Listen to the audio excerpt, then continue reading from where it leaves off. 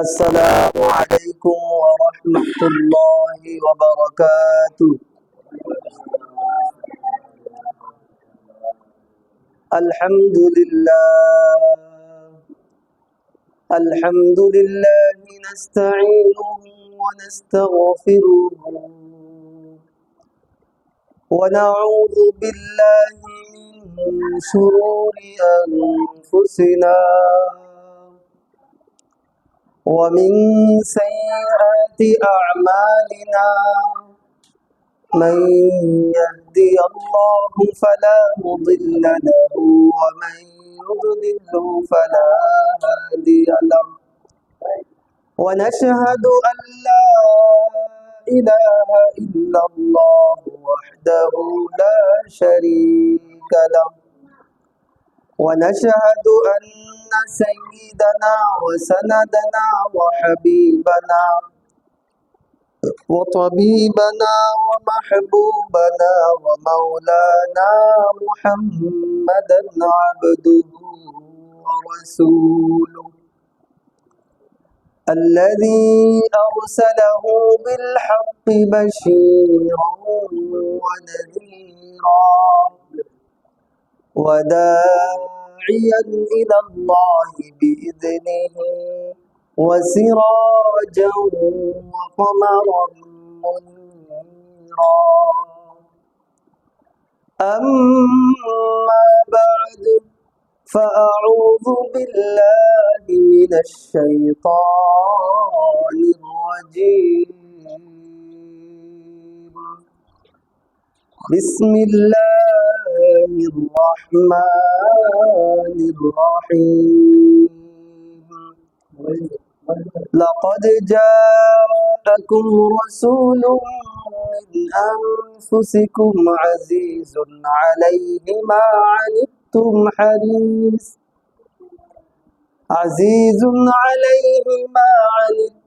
حريص عليكم بالمؤمنين رؤوف رحيم.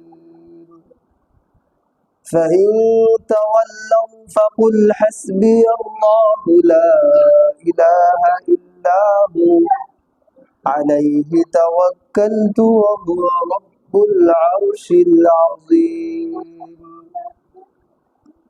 صدق الله المولانا العظيم وصدق رسوله النبي الكريم ونحن على ذلك من الشاهدين والشاكرين والحمد لله رب العالمين.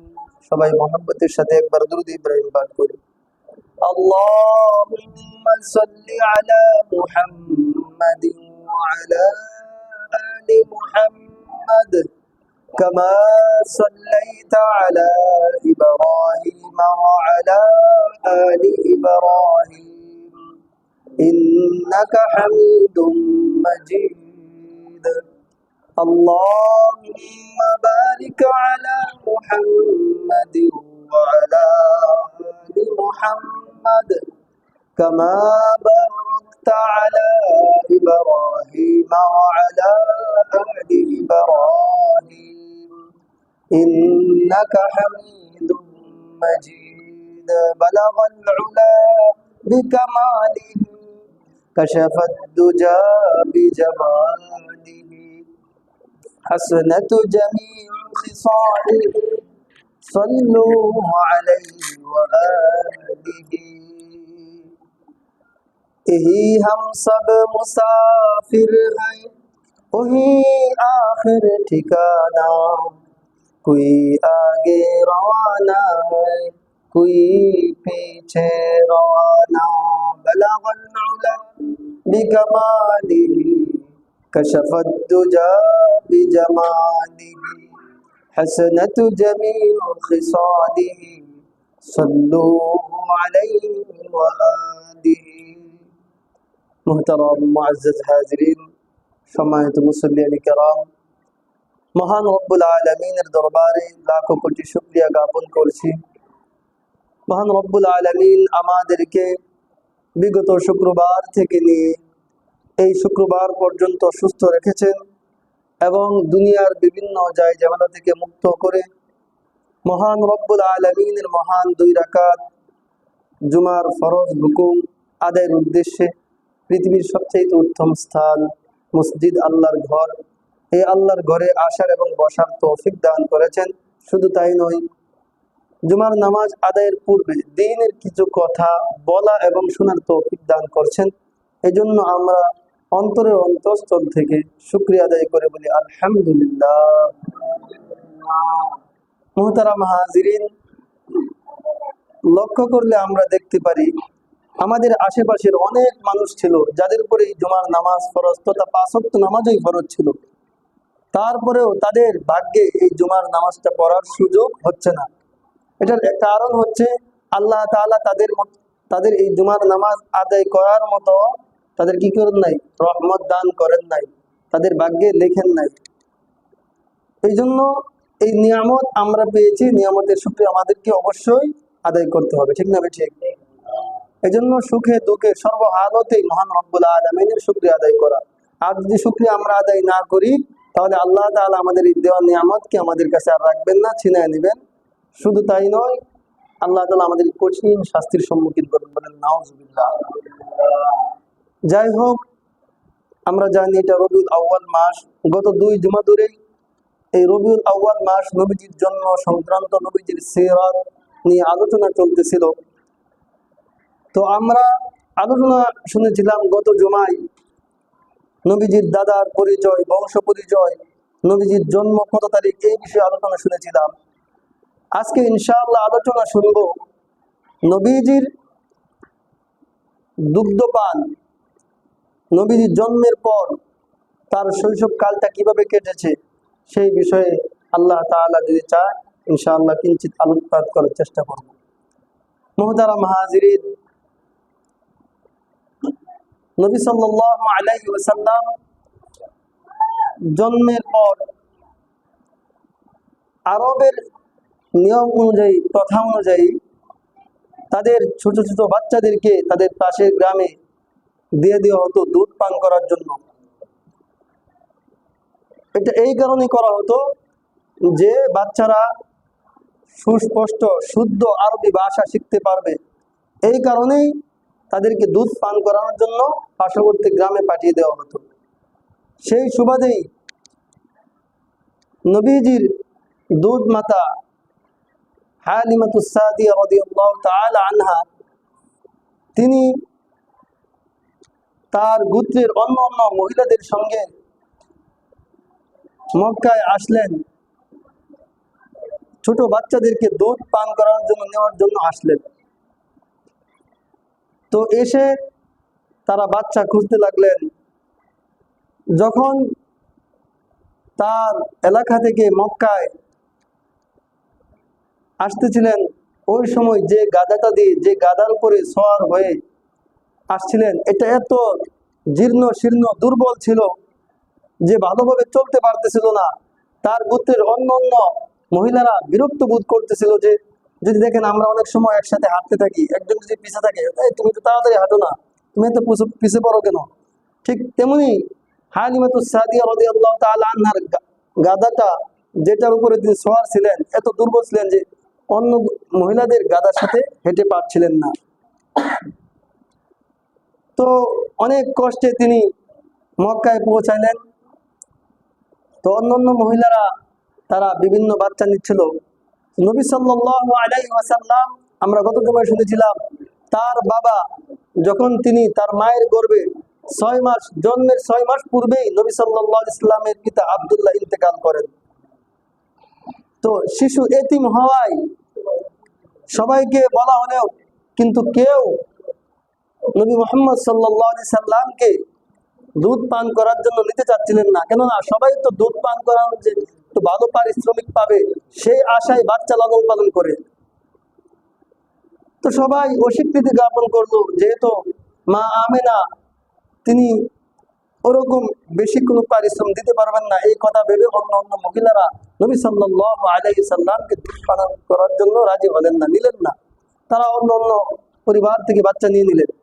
এইদিকে হালিমাতুস সাদিয়া রাদিয়াল্লাহু তাআলা আনহা তিনি তার স্বামীর সঙ্গে গিয়েছিলেন। স্বামীকে বললেন, আমি খালি হাতে ফিরে যেতে আমার ভালো লাগছে না, চলেন আমরা এই এতিম শিশু মোহাম্মদকে নিয়ে নিই। একেবারে খালি হাতে ফিরে যাওয়ার থেকে এই বাচ্চাটাকে নিয়ে নিই। তখন স্বামী বলল, ঠিক আছে, তাহলে তাকে নিয়ে নাও। তখন নবীজির মা আমিনার কাছ থেকে নবীজি ছোট্ট শিশু দুধ পান করার জন্য হালিমাতুস সাদিয়া রাদিয়াল্লাহু তাআলা আনহা নবীজিকে নিয়ে নিলেন। যখন নবীজিকে নিয়ে ডেরায় বসলেন, অর্থাৎ তার তাঁবুতে বসলেন, এর আগ মুহূর্তেও যে গাধা ছিল ওই গাধাটা জীর্ণ শীর্ণ, এবং তার সাথে একটা উট ছিল, ওই উটে তার স্বামী সওয়ার ছিল। ওই উটের স্তনেও দুধ ছিল না। তো ডেরায় পোষা মাত্র দেখলেন যে ওই উটনির স্তনের দুধ পরিপূর্ণ, অর্থাৎ দুধে ভরপুর। বলেন সুবহানাল্লাহ। এবং হালিমাতুস সাদিয়া রাদিয়াল্লাহু তাআলা আনহার আরেকটা সন্তান, ছোট সন্তান ছিল, সেও দুধ পান করত। নবীজিকে নেওয়ার পূর্বেও ওই বাচ্চাটাও ঠিক মতো তার মায়ের দুধ পান করতে পারতো না, দুধ তার ঠিক মতো হতো না। যখন নবীকে নিয়ে তার তাঁবুতে পৌঁছলেন, এখনো তার গ্রামে পৌঁছেন নাই, তাঁবুতে যেখানে তারা অবস্থান করেন রাত্রে, ওখানে পৌঁছার পরে নবী সাল্লাল্লাহু আলাইহি সাল্লামের দুধ মাতা হালিমাতুস সাদিয়া রাদিয়াল্লাহু তাআলা আনহা দুধ বাই সব এবং নবী সব তৃপ্তি করে দুধ পান করলেন।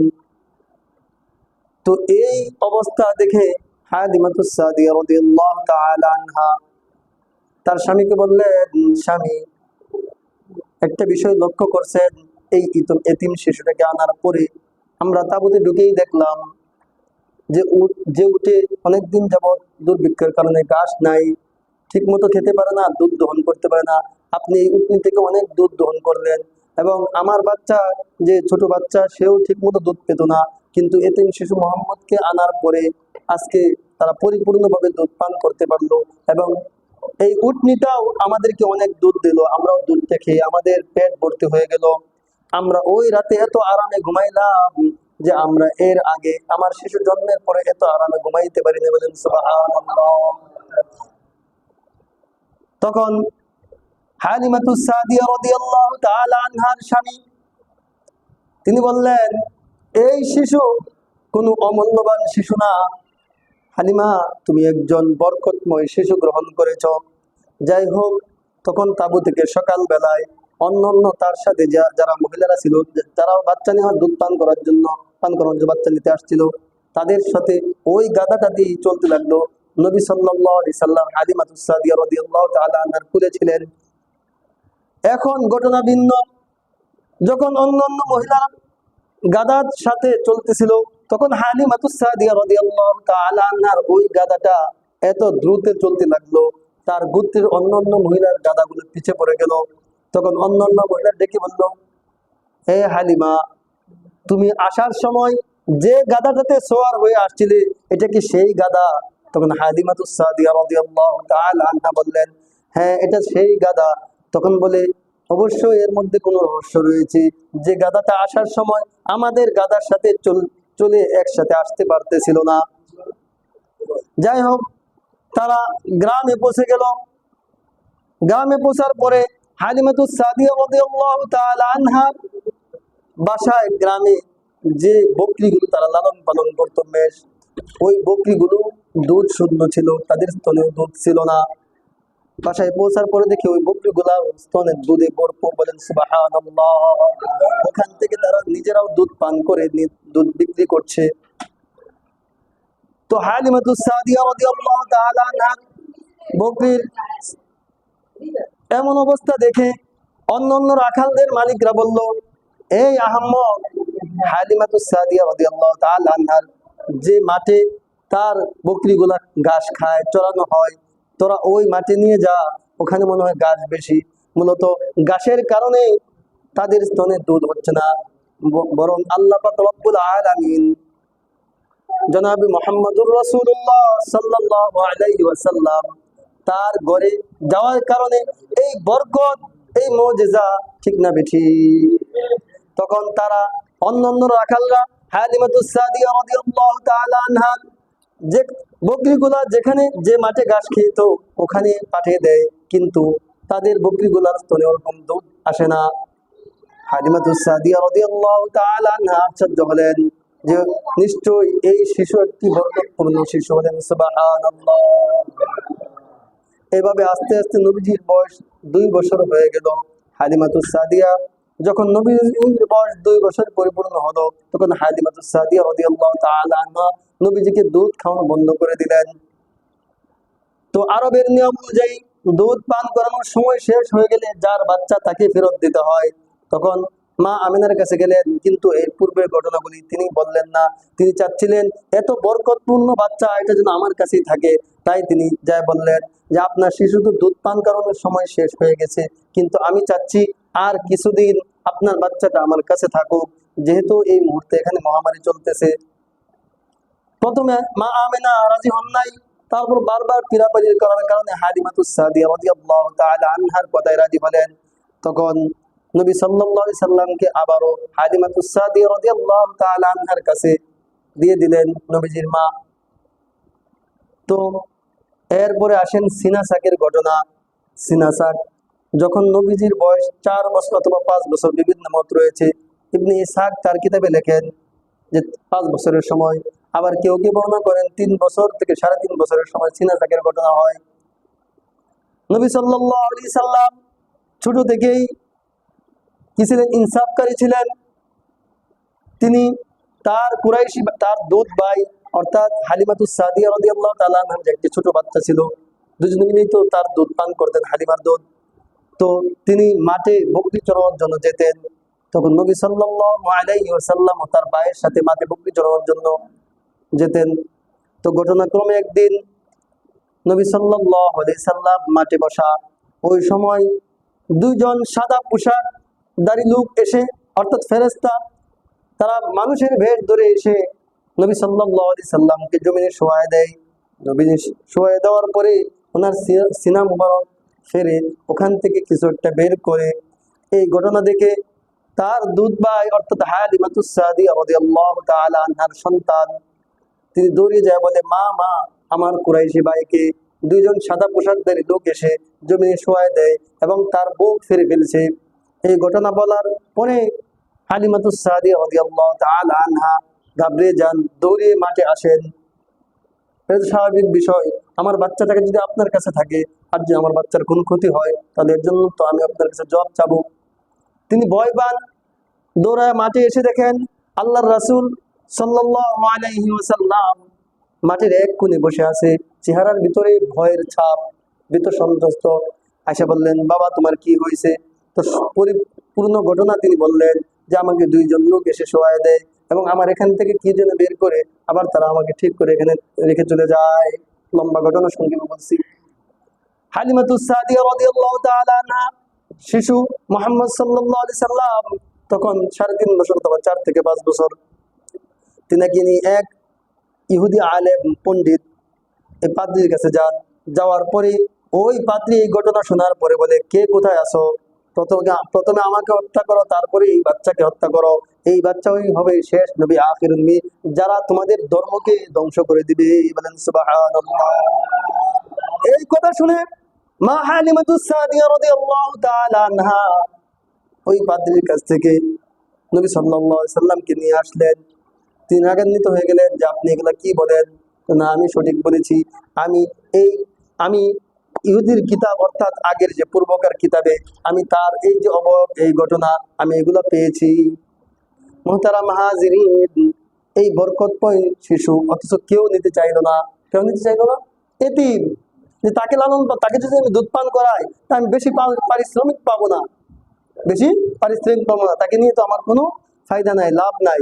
অথচ হালিমাতুস সাদিয়া রাদিয়াল্লাহু তাআলা আনহার ঘরে যাওয়ার সঙ্গে সঙ্গে তার ঘরে বিভিন্ন রকমের বরকত দেখা দিল। যে তখন দুর্ভিক্ষ ছিল, তখন তারা ঠিক মতো খাবার পাচ্ছিল না, ঠিক মতো দুধ, তাদের বকরিগুলো দুধ দিচ্ছিল না, উটনিগুলো দুধ দিচ্ছিল না। অথচ আল্লাহর রাসূলকে দুধ পান করার জন্য নিয়ে আসার সঙ্গে সঙ্গে এই বরকত তার ঘরে দেখা দিল। বলেন সুবহানাল্লাহ।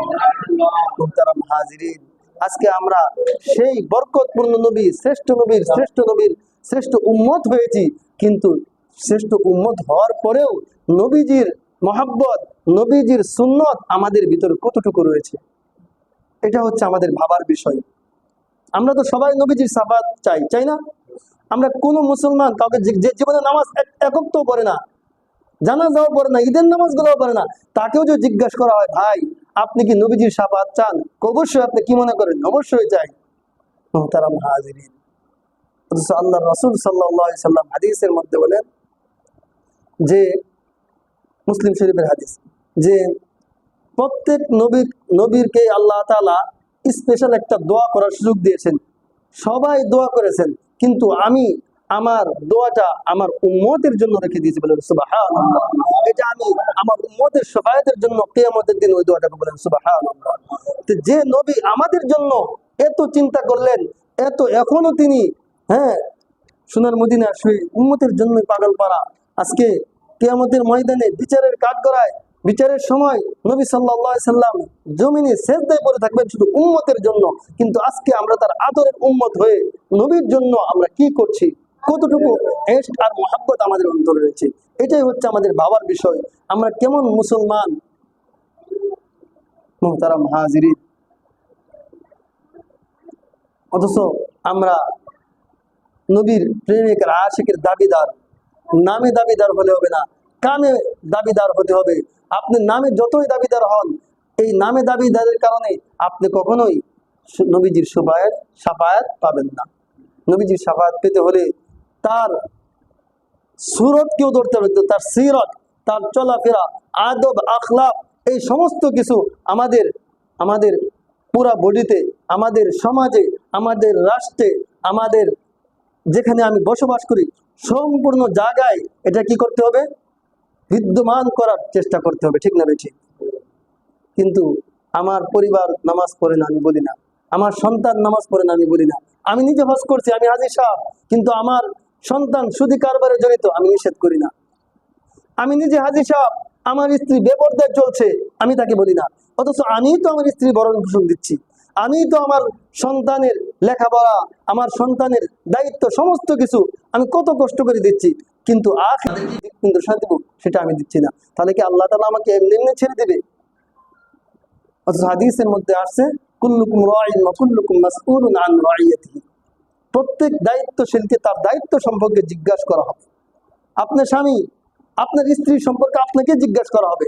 আপনি বাবা, আপনার সন্তান কোনো আপনার মাথা হাতে থাকা অবস্থায়, আপনার অধীনে থাকা অবস্থায় আপনার সন্তান কোনো পাপ করলে সেটার জন্য আপনাকেও দায়িত্ব, আপনাকেও জিজ্ঞাসিত করা হবে। সন্তানকে আপনি সব কিছু দিচ্ছেন, তাহলে আপনার সন্তান কোথায় যাচ্ছে, আপনার সন্তান কি করছে, এটাকে আপনার দেখার দায়িত্ব না?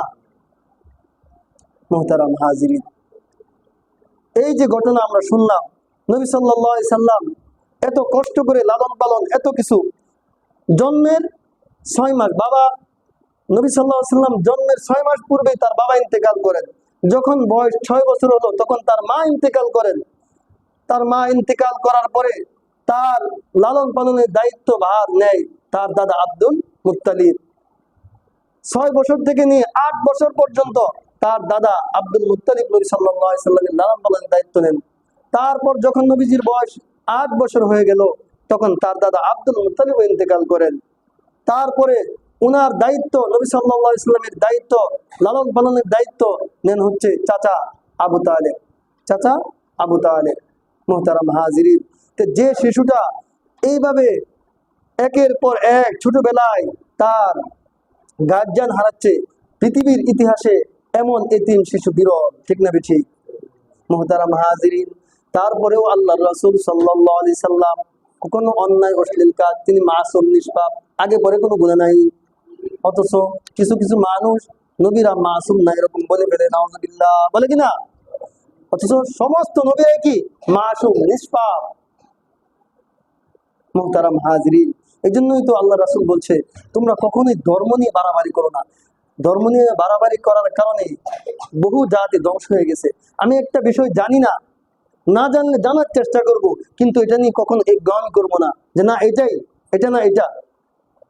পরিপূর্ণ না জেনে কখনো ইসলামিক কোন বিষয় নিয়ে আমরা তর্কে জড়াবো না। মুহতারাম হাজিরিন, তো যখন তার দাদা ইন্তেকাল করে 8 বছর পরে তার দায়িত্ব চাচা আবু তালিবের কাছে হস্তান্তর করা হয়, অর্থাৎ আবু তালিব তাকে অত্যন্ত ভালোবেসে আদর করে লালন পালন করতে শুরু করেন। তখন তার চাচার অবস্থা, আর্থিক অবস্থা তেমন ভালো ছিল না। চাচার সাথে তিনি ব্যবসার উদ্দেশ্যে সিরিয়া গমন করেন, চাচার সাথে ব্যবসায়ী কাজে কি করেন, সহযোগিতা করেন। ছোট থেকেই তিনি কর্মজীবী ছিলেন। এখন যারা শুধু একটা বাহানা ধরে ভিক্ষা করে, নবীর শিক্ষা করিও না ভিক্ষা, ঠিক না ঠিক? কিন্তু দেখবেন ভালো ভালো মানুষ রাস্তায় এসে বলে, বাবা খাইতে পারি না, বাবা চলতে পারি না, কেননা আপনার হাত আছে পা আছে, আপনি কর্ম করেন, ঠিক না ঠিক? নবী সাল্লাল্লাহু আলাইহি সাল্লাম এটা দিয়েছেন। আমরা আরেকটা ঘটনা শুনছি, কাটুই এই ঘটনা, যাই হোক লম্বা ইতিহাস। তাহলে নবী সাল্লাল্লাহু আলাইহি সাল্লাম প্রাপ্তবয়স্ক হওয়ার পূর্বে থেকেই তিনি কি করছেন, তার চাচার সাথে ব্যবসার কাজে দায়িত্ববান হয়েছিলেন। মুহতারাম হাজিরিন, শুধু তাই নয়, নবী সাল্লাল্লাহু আলাইহি সাল্লামের যখন তার চাচার সাথে ব্যবসা করে ব্যবসা বুঝলেন, তারপরে আরবের প্রসিদ্ধ নারী, বুদ্ধিমতী নারী মা খাদিজাতুল কুবরা রাদিয়াল্লাহু তাআলা আনহা, তিনি নবী সাল্লাল্লাহু আলাইহি সাল্লামকে এই ব্যবসায় সফল দেখে, সৎ আল আমিন উপাধি দেখে বিশ্বাসী মনে করে তিনি তার ব্যবসাটাকে নবী সাল্লাল্লাহু আলাইহি সাল্লামের কাছে হস্তান্তর করলেন, যে আপনি আমার ব্যবসার দায়িত্ব নেন, আপনি আমার ব্যবসা কি করেন, আপনাকে দ্বিগুণ মুনাফা দিব, দ্বিগুণ লাভ দিব, অন্য অন্য ব্যবসায়ীদেরকে যা দেয় তার থেকে ডাবল আপনাকে দিব। তখন নবী সাল্লাল্লাহু আলাইহি সাল্লাম আম্মা জান খাদিজাতুল কুবরা রাদিয়াল্লাহু তাআলা আনহা, তার সাথে তখনও বিবাহ হন নাই, তখন তার ব্যবসার দায়িত্ব নিলেন এবং খাদিজা রাদিয়াল্লাহু তাআলা আনহার কি দাসী আপনার মাইসারাকে নিয়ে তিনি কি করলেন, ব্যবসার উদ্দেশ্যে রওনা দিলেন। ব্যবসায় গেলেন, যাওয়ার পরে জিনিস বিক্রি করলেন, আবার ক্রয় করলেন, দ্বিগুণ লাভ করলেন। সুবহানাল্লাহ। এই অবস্থা দেখে আল্লাহর রাসূল সাল্লাল্লাহু আলাইহি সাল্লামের এই আল আমিন এবং তার বিশ্বস্ততা, তার এই তীক্ষ্ণতা দেখে আম্মা জান খাদিজাতুল কুবরা রাদিয়াল্লাহু তাআলা আনহা তিনি বিবাহ বন্ধনে আবদ্ধ হওয়ার জন্য লোক মারফতে কি করলেন, প্রস্তাব পাঠালেন আল্লাহ রাসূলের কাছে। তখন আল্লাহ রাসূলের বয়স ছিল সেই মুহূর্তে 25 বছর এবং আম্মা জান খাদিজাতুল কুবরা রাদিয়াল্লাহু তাআলা আনহার বয়স ছিল 40 বছর। 15 বছরের ব্যবধান। কত বছরের ব্যবধান? 15 বছরের ব্যবধান।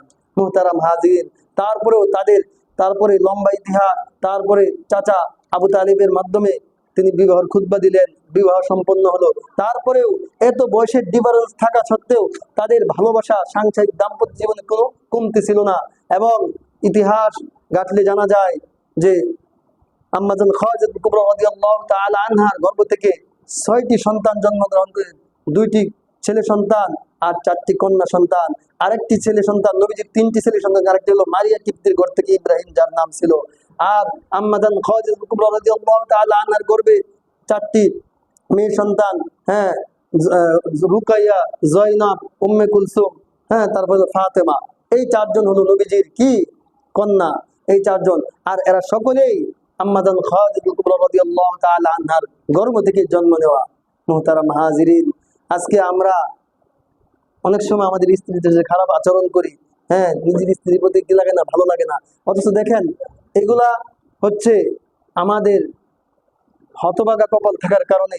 যদি মানুষ আসলে দেখেন, এই পৃথিবীর জিন্দেগিটা একবার ক্ষণস্থায়ী। আপনি কি জানেন যে আপনি 80 বছরই বাঁচবেন? আমি কি জানি যে আরো আমি 20 বছর বাঁচবো? কেউ কিন্তু এটা গ্যারেন্টি দিতে পারে না।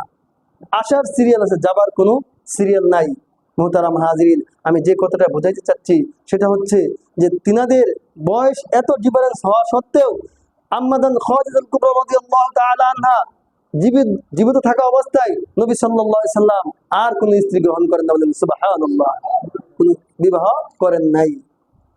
মুহতারাম হাজিরিন, তাহলে নবী সাল্লাল্লাহু আলাইহি সাল্লাম ছোট থেকেই কর্মজীবী ছিলেন, ছোট থেকেই ইনসাফকারী ছিলেন।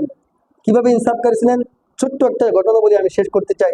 সেটা হলো, যখন তিনি দুধ পান করতেছিলেন, ছোট বয়স, 2 বছর পূর্ণ হয় নাই, তখন তিনি হালিমাতুস সাদিয়া রাদিয়াল্লাহু তাআলা আনহার এক স্তনের দুধ পান করতেন, আর একটা স্তন তার ভাইয়ের জন্য রেখে দিতেন। বলেন সুবহানাল্লাহ।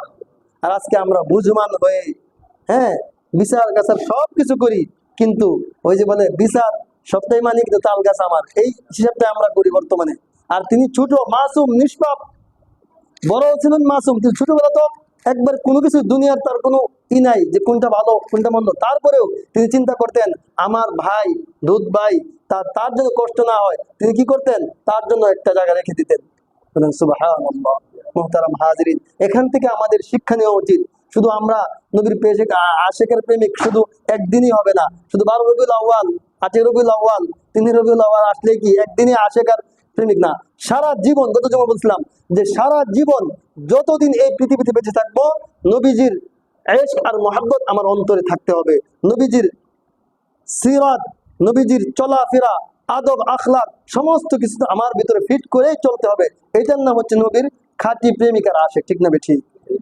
মুহতারাম হাজিরিন, আল্লাহ পাক রব্বুল আলামিন আমাদের সকলকে নবীর খাঁটি আশিক আর প্রেমিক হয়ে ভালোবাসা, পরিপূর্ণ ভালোবাসার দাবিদার হয়েই আল্লাহ তাআলা আমাদেরকে কবরে যাওয়ার তৌফিক দান করেন। সকলে বলি আমিন। মুহতারাম হাজিরিন, আর সবচেয়ে বড় বিষয় সেটা হচ্ছে আমরা অনেকেই 5 ওয়াক্ত নামাজ আদায় করি না। আপনারা মনে করেন শুধু জুমার নামাজটাই কি ফরজ? জুমার নামাজটা যেমন ফরজ, এই জুমায় মসজিদ পরিপূর্ণ হয়ে যায়, জায়গা হয় না। ঢাকা শহরে কত কত মসজিদ, মসজিদের শহর বলা হয় ঢাকা শহরকে। দেখবেন রাস্তা ব্লক করে নামাজ পড়ছে, অথচ এই লোকটাই তো সারা সপ্তাহ নামাজে আসে না। অথচ দেখেন ফজরের নামাজ যেমন ফরজ, আমি প্রায় বলে থাকি, জোহরের নামাজ যেমন ফরজ, আসর, মাগরিব, এশা, জুমা সমস্ত নামাজ কিন্তু একই রকম ফরজ। তাহলে আমরা শুধু জুমা পড়ছি আর বাকি নামাজগুলো কেন পড়ছি না? মুহতারাম হাজিরিন, আসুন আজকে থেকে প্রতিজ্ঞাবদ্ধ হয়ে যাই, যত কষ্টই হোক অন্তত 5 ওয়াক্ত নামাজ আমরা ছাড়বো না। দেখেন এই আমলটা করেন, আপনার সংসারে, আপনার রাষ্ট্রে, আপনার সমাজে, আপনার আইনতে কোনো কিছুতে আল্লাহ তাআলা কমতি দিবেন না, সমস্ত কিছুর মধ্যে আল্লাহ তাআলা বরকত দান করবেন। সুবহানাল্লাহ। মুহতারাম হাজিরিন, আল্লাহ তাআলা আমাদের সকলকে 5 ওয়াক্ত নামাজি হিসেবে কবুল করেন। সকলে বলি আমিন। ইনশাআল্লাহ এই মাস আরো ধারাবাহিকভাবে আলোচনা চলবে। ইনশাআল্লাহ আমরা নবীজির আরো ইতিহাস সম্পর্কে জানবো। এই জন্য ইনশাআল্লাহ আমরা জুমার দিন আরো আগে আসার চেষ্টা করব। আল্লাহ পাক রব্বুল আলামিন আমাদের সকলকে ইসলামের সঠিক বুঝার তৌফিক দান করেন। আমিন। ওয়া আখিরু দাওয়ানা আলহামদুলিল্লাহি রাব্বিল আলামিন। যারা সুন্নত করি নাই তারা 4 রাকাত তাবলিগ জামাত সুন্নাত আদায় করে নিন। আসসালামু আলাইকুম ওয়া রাহমাতুল্লাহি ওয়া বারাকাতুহু।